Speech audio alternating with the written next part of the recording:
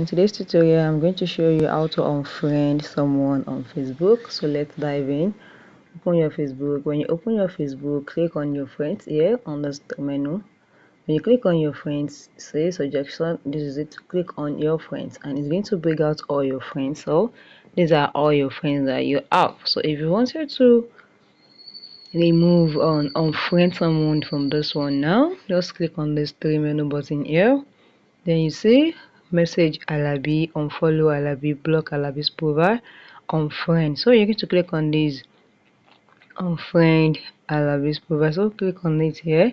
And are you sure you want to remove Alabi as a friend? If you are sure, you press on confirm, and if you are not sure, press on cancel. But I'm not going to remove this person from my friend list now, so I will not press the confirm. I'll just press cancel now. But if you wanted to remove someone, just press confirm and you will be automatically remove someone from your friend request. So if you found this video helpful, click the like button, share and comment.